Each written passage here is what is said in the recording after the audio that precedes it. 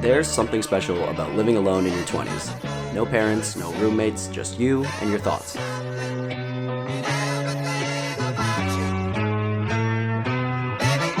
Maybe it's the fact that all the space is my space, or that any mess is also my own mess, but whatever the reason is, I've been enjoying it. So welcome back to another week in my life living alone in Chicago. It's been a crazy last year, I'm trying to process still. I don't even know how I should feel. I got a couple big houses and some wish, maybe 3. 2 a.m. in Atlanta, screaming, baby, I'm back. Play me like a fool, I see, but it's been so long since I thought about you. I swear, okay, baby, I'm back.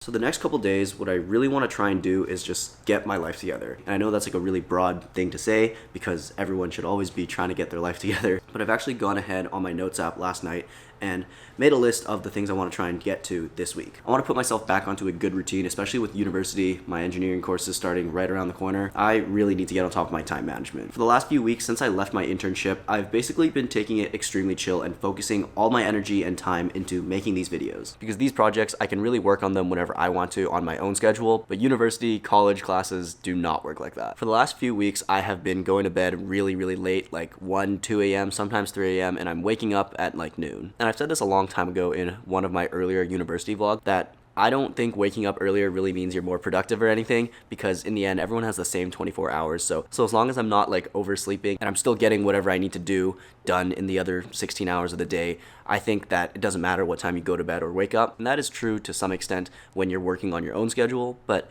like I said, school doesn't work like that. I've already looked at my schedule and I have 8:30 classes lined up. So this week, one of the main priorities is adjusting my sleep schedule. Finally, in general, just staying productive towards whatever goal I have. So in a few weeks when I start school, that goal will be to at least pass all my courses, but hopefully do better than pass. And on top of school, I really want to find that perfect balance between focusing on school and focusing on these side projects such as making videos and my own personal hobbies. I think it's super easy to get locked into my work sometimes, whether that is school or this creative stuff.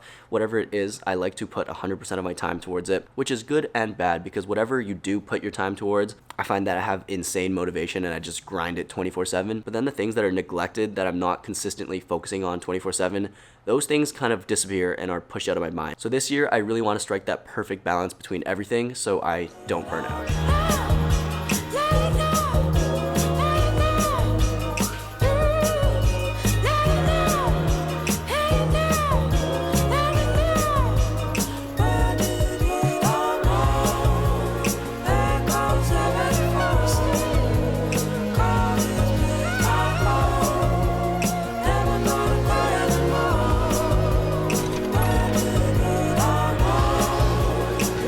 Hi, can I get a bowl? Oh, brown rose.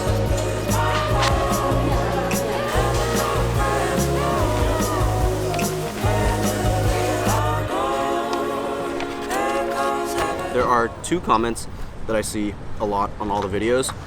I'd say about half the comments are either going to be the first question or the second question. And the first one is music. How do I use the music? Dude, how do you use the music? Where do you get the music? How do you monetize your videos with the music? So I've addressed it before, but I'll say it again for the new viewers. I am monetized, but I turn it off so that I can use copyrighted music.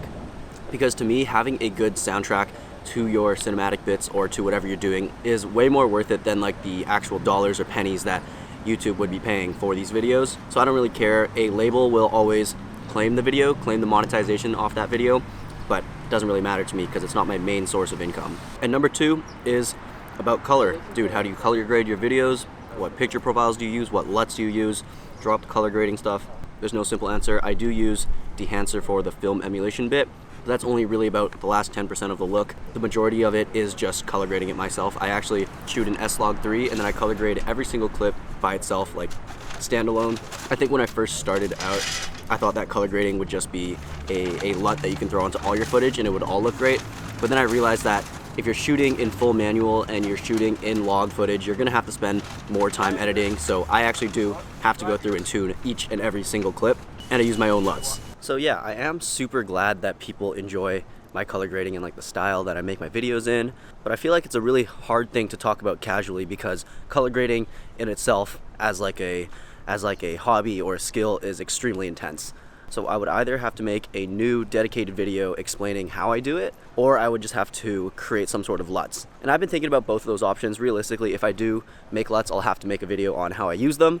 So maybe that'll be in the future. I've been toying with the idea a lot of releasing my own LUTs, but I never think of myself in a position to be like teaching this kind of stuff because I just learned it from YouTube. I do think that all the knowledge is just out there and you don't need to pay for it. But for the people that don't want to go out and learn it for themselves, and you just want to get from, you know, your flat log image to this cinematic retro film look as soon as possible, I think that in that case using LUTs is like perfectly fine. So maybe stick around. I might drop some LUTs soon.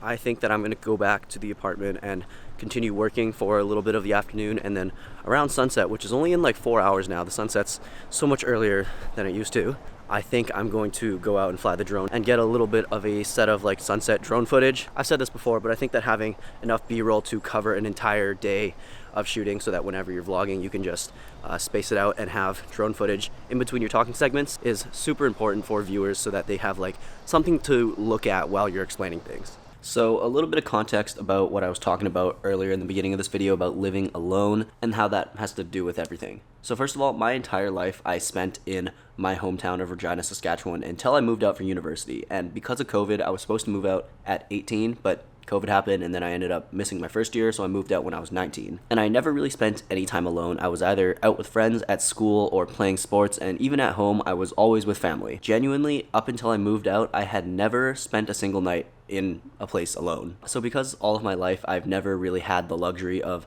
having my own space and being able to just film like this, talk, and not really care about disrupting anyone else. I guess the neighbors, but the walls here are thick because I can't hear them. I guess what I'm trying to say is that this is all really new to me. Getting to spend all this time just alone on my work is really nice, but also I am ready to hang out with my friends again. Fun fact about my little house back in Kingston where I go to school is that all of my friends in that house, my roommates, my housemates, we didn't meet each other before we moved in together, so it was a huge risk. Signed a lease together, I was literally moving in with strangers, but luckily, like 4 years down the line, it's all worked out, we're still friends. But all that has come to an end, and which I am a little bit stressed about, but overall there is a bit of excitement there, so if I know that there's a bit of excitement there, I know everything will be okay.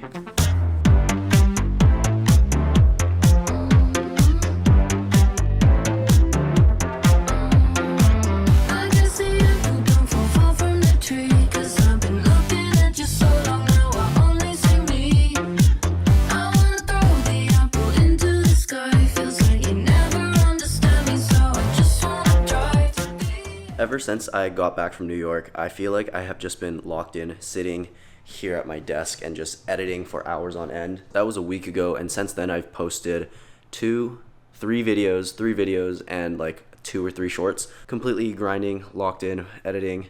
But I also feel like I need to leave the house. The weather has been getting better, and the most I've walked around really is to like the shopping area to get food, groceries, go to the gym, and then walk home, which is like 10 minutes. But today, I really feel like I need to get out of here. So I have packed up my backpack here with the usual lens, drone, extra batteries, phone, charger, things like that. And I'm gonna go out today, go explore and go shoot. I also kind of want to go to a few restaurants again. Like I said, school starts really soon, which means that I'm moving in like 3 days. So this will be my final week here in Chicago, and I just really want to enjoy it all because Chicago in the summer is just so fun. And I really want to make the most of it and do all of my favorite things again and shoot as much as possible, make sure I grab all the footage that I need. One of the main reasons that I vlog is to have this footage in the future, to look back on, have these videos to look back on when I'm like old, senile, and have dementia. It'll be fun to relive these memories. So I just want to make sure that I'm always taking the best footage that I can and have enough memories of a place to make a video out of it. But today it's like 1 p.m. right now, and I'm gonna venture out of the apartment for the first time like in a while. Also, I used to always wonder when I started out vlogging how these people would walk around and have such smooth footage when they're talking to the camera like this, and I realized it's because everyone who has over like 100,000 subscribers ends up buying like an electric skateboard, and they're just riding the skateboard everywhere. So that's why all their shots are incredibly smooth and it looks like it was shot on a gimbal or like a dolly, because it literally is like a skateboard is a dolly. So until I reach that point that I can afford that, you guys are gonna have to deal with me walking around holding this thing. Gonna hop on the train now.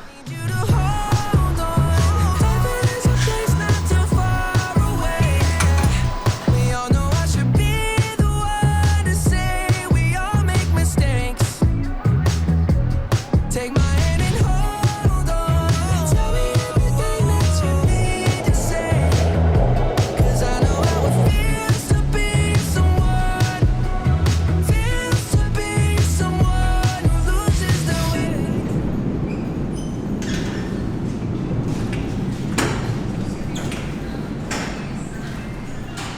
It took me like an hour on the train to get down here. I really wish it was closer. I would come here way more if it was closer. Having a bite to eat now before I go out and start shooting.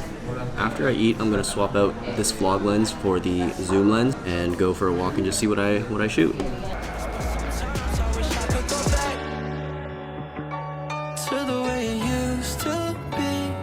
Just so I feel what I've been missing. You could have it all. So for the last couple times that I have flown this drone, taken it off and tried to shoot with it, it has lost connection at some point. But for those of you that don't know, these drones are pretty smart. They basically fly themselves with very little user input.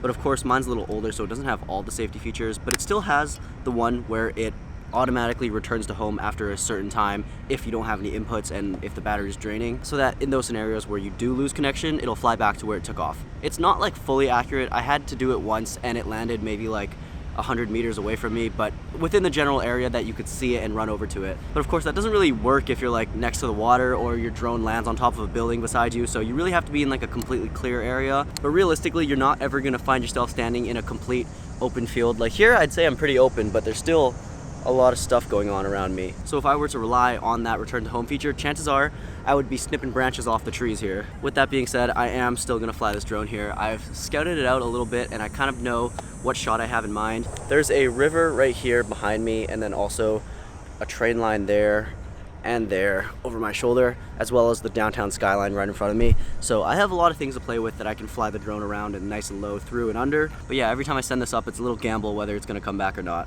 For the people who are new to drone flying or want to get one, honestly, I think it's a worthwhile investment, especially if you shop around for a used one. I bought mine for like $300 a year after it came out. Now it's extremely old, but if you shop around for a used one, you can definitely find a good deal, and I do think it's worth it to your kit, especially if you get the small one that you can carry with you anywhere you go. It's always really fun and easy to get creative with drone footage, and it helps you cut between talking segments. I've mentioned that before. So yeah, I would shop around. They pump out these drones like every single year like nobody's business. So if you can find a used one on like Facebook Marketplace for a couple $100, definitely think about picking it up. This is also the first and only drone that I've bought and used, and I've been using it for like 5 years. That's a lie, 3 years. All right, drone flight is done. It's right above us and I'm going to land this, and I can actually see it up there. I'll record this on the drone so you guys can get a POV of you are a drone getting landed. Where are you?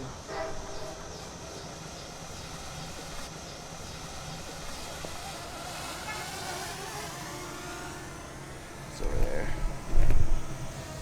Landing.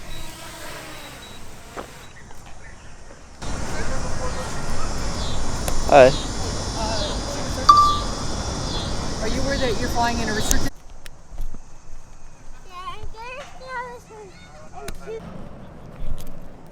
That was the United States Secret Service. Okay, so I'm not sure how much of that you guys heard, or if you guys heard any of it, because I think I accidentally stopped the recording too soon. That's a bad habit of mine. Whenever like someone pulls up, I just turn off the cameras because I don't want to record them accidentally, but that's definitely one of the conversations I wish I did record. As you guys can see at the end of that clip, I'll play it again. I turn around and I'm like, hello, because someone walks up and like says, excuse me, so I just turn around and like, whatever. Hi. And then it's these two people, and one of them pulls out like their wallet and shows me their ID and is like, United States Secret Service. And at first I'm like, I blow it off, I'm like, oh, haha, funny. And then they start walking towards me like really, not aggressively or anything, but just like sternly, like but that's okay, everything was fine. They walk towards me, I'm like, oh, maybe this isn't a joke. So I take a look at the ID and it like actually says United States Secret Service. So I was like, oh, what the fuck? Okay. They asked me if I knew that I was flying in restricted airspace, and I said that, oh, I'm sorry. And I was super compliant, and I just apologized and said, oh, I'm really sorry, I didn't know, because on the DJI app, it tells you all of the permanent restricted airspaces. So literally, if you're in a restricted airspace, you cannot fly the drone. But apparently it's because of a temporary restricted airspace setup they have because of the DNC, I think it's called, the Democratic National Convention 2024. To be honest, I'm Canadian. I really don't know about American politics. I don't really know what's going on, but honestly, I didn't think too much of it, but I flew it because in the DJI app, it's not like a restricted airspace right now because it's temporary and they just set it up. It's not in the software, so I checked my map. It wasn't blocked there, so I just started flying my thing. I asked them how they knew where I was, and they said they have an app that can track all drones, which is kind of crazy. I didn't know that existed. They ended up taking down all of my information, like my ID, my drone's serial number, and then they took like photos of my stuff and me, which that started to make me a little uncomfortable because I was like, why, you already have my ID, why do you need a photo of me? I do know that my drone is considered recreational because it's under the 250 gram legal limit where you have to get a permit, so I don't need a permit, I know that, but sometimes people can be assholes and just start ticketing out of nowhere. I've definitely had my fair share of conversations with law enforcement that just aren't that nice or in a bad mood and decide to do the worst. So really in those situations, I feel like it's all in their hands. Kept apologizing. I was like, I really did not know. I'm just like a tourist here. Like you can keep flying your drone after Friday. Just we better not see you again in the next day and a half flying your drone, or else you will be arrested or something. So that was my encounter with the United States Secret Service. Honestly, thank you to the two agents for actually being really nice and explaining everything to me without handing me like a $1,000 ticket or arresting me. I really do appreciate that, guys. So, if you're flying your drone in a city where there's like 3 former presidents, just be smarter than I was. I'm just collecting dad lore at this point. Alright for you, but it don't feel the same, 'cause since you left, I'm through. We don't like being outside, so let's just dip. As you remind me where you stay, 575. Hi, cool. You hate, I can't decide, 'cause I'm so ill. Round 2. All right, team, this is what I bought. It's just a nice graphic tee. I'll show you guys the front and back. You guys see that? You guys see that? Man, this angle sucks, bro. This guy doesn't know how to use a camera. It's like a nice white boxy tee. And right there it says Heritage Matters. And on the back, there's this really dope design. Really dope design, name of the brand, plus this cool design. It's got like the Chinese dragons, plus this skull. So pretty dope, and I really like the quality and like weight of the t-shirt. I'm low-key kind of a snob for like heavy weighted clothing. Once I learned about GSM, which is grams per square meter, my outlook on clothes changed, and this is like a nice heavy t-shirt material, which is really nice. And this is not sponsored at all, but I just really like companies that make a good product as well as have like a good team and a team with good core values and message behind the entire brand. And honestly, now that I think of it, that's pretty much how I treat making YouTube videos and how I consume YouTube videos nowadays as well. You know, on YouTube, there's these big creators like Mr. Beast, for example, and I would relate Mr. Beast to like a Nike or an Adidas. It's like this big giant in their industry, but because they're so big and just have so much money and influence and stuff like that, it's really hard to resonate with that brand because you don't know the owners or the team or the working people, the employees, just like on a personal level, and you don't really feel like you're a part of something by being in that community by like wearing Nike. And if you take that idea and shift it towards like social media and the videos that I make, that's how I feel about making these videos. And I've talked about community before and what that means to me, but if I can try and get like a viewer to feel like there's a personal relationship with me and try and be authentic as possible on here while also providing entertainment and also just education in the form of like the filmmaking tips, that's really what I'm trying to do. Trying to make good content that people resonate with and feel that they can be a part of something. That's how I've been like seeing like social media and things like that. I realized that I really only follow creators that either inspire me, teach me, or that I look up to, and rarely do I ever find myself sitting down to watch those huge like clickbaity videos. Not to say there's anything wrong with that, obviously they get millions of views, but different audiences, different creators expect different things, so.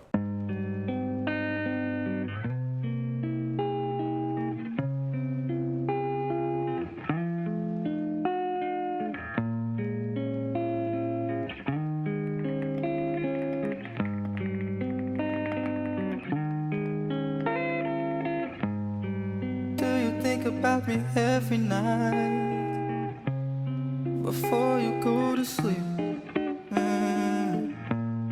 I know you must be terrified of what you might see in your dreams, but I'm here for you still.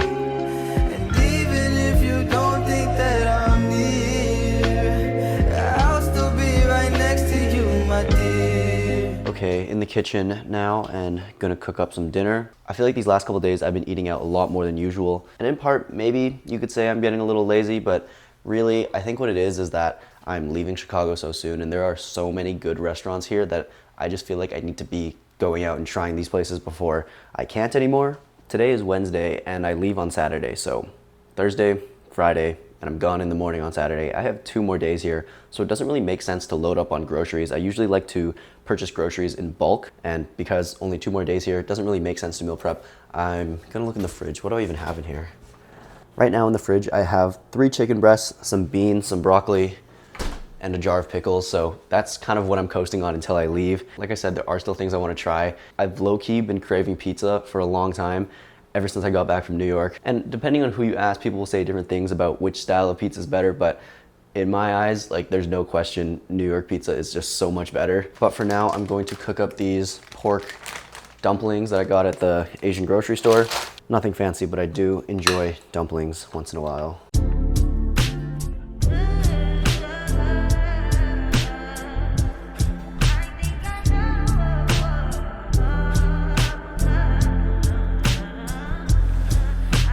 That 5 for you. I do that 3-4 times again. I testify for you.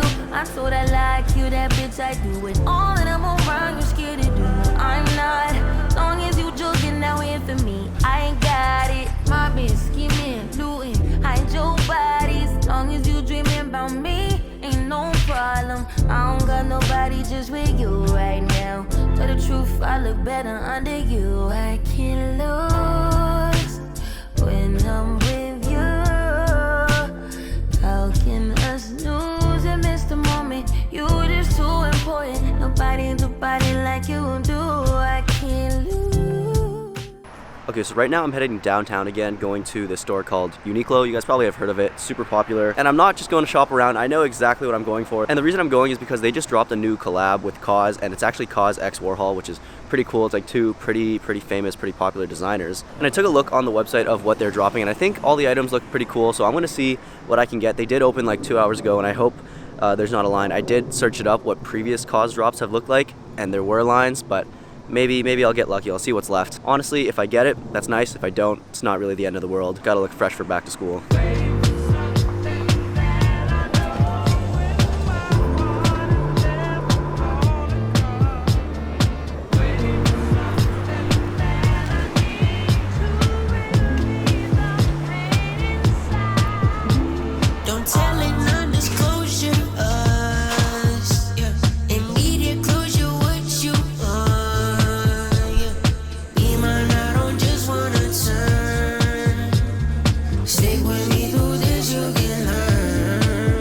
Alright, in and out. I ended up grabbing just one of the t-shirts and a pair of socks because I don't really have a lot of cream colored socks, plus they had like the little logo embroidered on the side. I thought that looked pretty cool. I really only wear like black and white socks, so have a little fun today.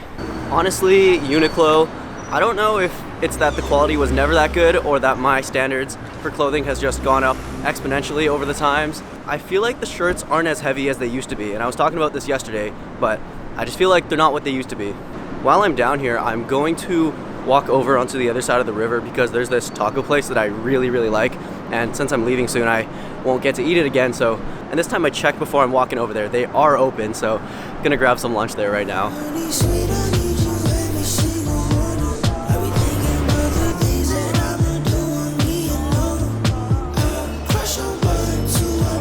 Yeah, this is the microphone here.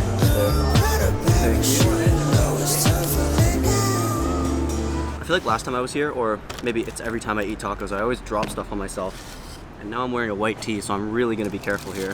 One of the main reasons I actually like this place is because it feels like they actually put stuff in their tacos. I feel like sometimes places give you like these bite-sized tacos and I have to eat like 6 of them to become full. Not worth it to me.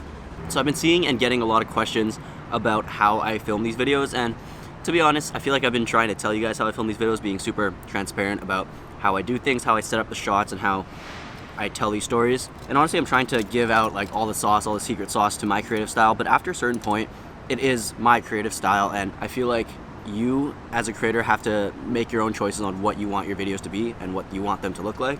Have a good one. That was the guy that asked me how the food was tasted, how the review was going. I guess he thought I was making a food review, but fair enough, you know, I'm eating, talking. But after a certain point, it really is your own video, and it's up to you, your own creative style, on which direction you want to take for your videos. Certain shots when I'm just walking around, the truth is that I really try not to put too much thought behind it. I really just go out, walk around, and shoot. When I'm out exploring the city, that's what I want to do. I like just being on foot, walking around, taking it in, and if I see a building, I'm like, hey, that looks kind of cool. I'll look around. If I see a ledge, I'll prop my camera up. If there's no ledge, I'll put it on the ground, and if I don't want to be in the shot, I'll just hold the camera like this and film around. There really is no secret formula to it, especially with something as casual as YouTube. You really just have to go out there and shoot as much as possible and just see what happens. I feel like this is Kung Fu Panda when he unveils the scroll of the Dragon Warrior and he realizes there was no secret. There's no secret to making these videos. It's not the editing, it's not the color, it's just your own creative style. So I hope that makes sense, but I'm going to continue to try and drop any kind of insight or secret sauce that I come up with.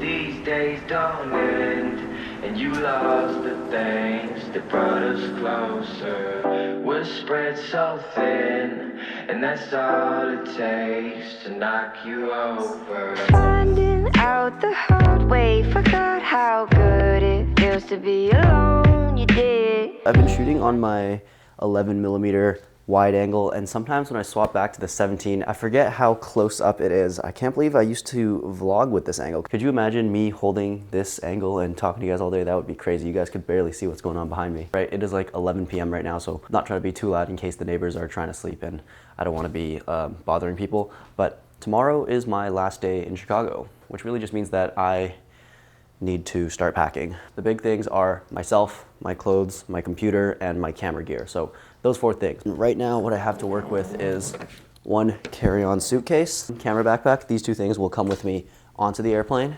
A larger suitcase that'll go underneath as a checked bag. So now you're probably wondering, how do I get that thing? How do I get my computer to where I need to go? One of the main reasons that I upgraded this computer this year was because of the size. So my old one was a full size, which if you've seen a full size desktop, you know it's about double, maybe around 2.5 times the size of this one right here. This is a mini ITX build, so it's tiny. So what I have done is kept the original packaging that this computer actually came in, well, the case at least, and I just added additional foam in there to make it super secure. So what I do is I pack the computer in its original box, stuff it full of foam. I put that entire thing into this suitcase, which is hard. To be honest, it is definitely over the 50-pound checked bag weight limit that most airlines have, but I've never had a problem with it. And when I say that, I mean I've flown with it once and did not have a problem with it. But yeah, that's the plan, and I need to do that all within the next 24 hours. Hit me right there, said it, love me right there. Shout it, shake it. I'm 99%, can't move my waistline. Come sit with me right there, maybe kiss me right there. I'm not faking a good time with you, that's what I want to know. Just show your devotion, make yourself to. All right, this is my last day here. Time actually passes so fast. It feels like just yesterday I was pulling up, but I guess I did spend a good almost 2 months here. You know, like packing already is not the easiest, it's pretty hard, but now because I have all of this camera gear, computer gear, it adds another level on top of that. Because it's no longer just about fitting everything in these suitcases. I know that everything will fit. I mean, I showed up with the same amount of stuff that I'm leaving with. I also have to think about how everything will sit together and how things will like add protection to the important pieces. So normally when I'm packing, I just use my packing cube, stuff things in by like pants, t-shirts, underwear, socks, things like that. But now because I have to work around, you know, this cardboard thing right here and make sure there's enough padding all around it in all directions, it makes things a little more difficult.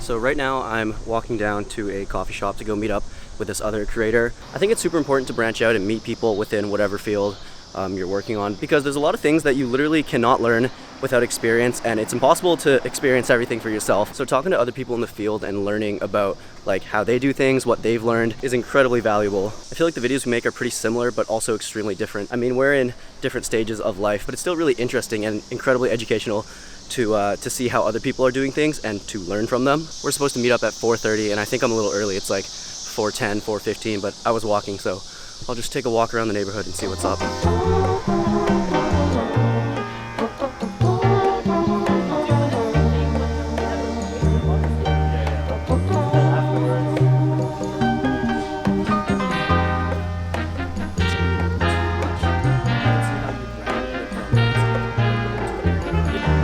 productive. Leo's just inside now. I was learning a lot from him about like business and stuff. He does online fitness coaching and is doing this kind of stuff full time, so it's super insightful to learn about his business ventures and how he kind of sustains himself doing content. And then we had to talk about color grading, and I was able to teach him some of the sauce that I know from there. So it's really fun. Every time you meet up with other creators, you both get to do a little bit of learning and you both get to do a little bit of teaching. So super dope. And also, I think we're gonna go meet up with some other people now for dinner. Not exactly sure, but he just invited me and was like, yo, come along, other creators. And I was like, last day in Chicago, why not? This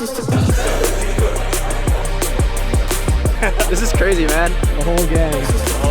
Gonna grab some dinner right now. They've got their own storylines going. Like you next to you, and you next to me. I know I got places to be. Like me next to you, and you next to me. I know I got places to be. Yo, so we just left. I'm here with Leo. He's gonna give me a ride home. That was both of our first time meeting like all of those guys, eh? Yeah. And what's crazy is we met, literally you guys saw like an hour before we met all of those dudes. Yeah. Dude, but I feel like I'm like chill with all of them. Like they're all so chill, right? Yeah, I think it's sick to have people doing like the same type of stuff, because one, you feel less like an imposter and there's a lot more people doing it, right? Yeah.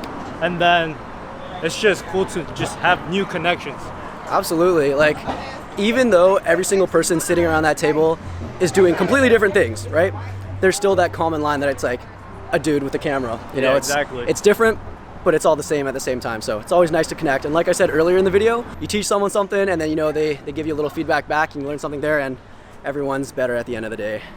All right, just got home, washed my face, relaxed, and I'm going to try and get a little bit of sleep. This is about the earliest I've ever tried to go to bed. It's about 11, but my flight is actually extremely early tomorrow morning. I fly out at 6 a.m., which means that, you know, I gotta be at the airport 4-ish international, and then I'm also checking a bag, and I also gotta get to the airport. So I gotta wake up at like 2:30 is my current goal. So if I go to bed now, I could get maybe 2 sleep cycles in. 2.5. But wow, honestly, what a night. I had a ton of fun. Honestly, it's always so fun to meet other creators and other people building things, working on projects that are a little unconventional, things that you wouldn't, you know, learn about in school. Like I keep saying this, but even just through these small conversations and small talk across the table, you actually are able to learn so much. And a lot of the time, the things that you learn in these conversations are things that you can only ever pick up by doing, trial and error. There's like that corny saying, like, your network is your net worth. And although not like entirely true,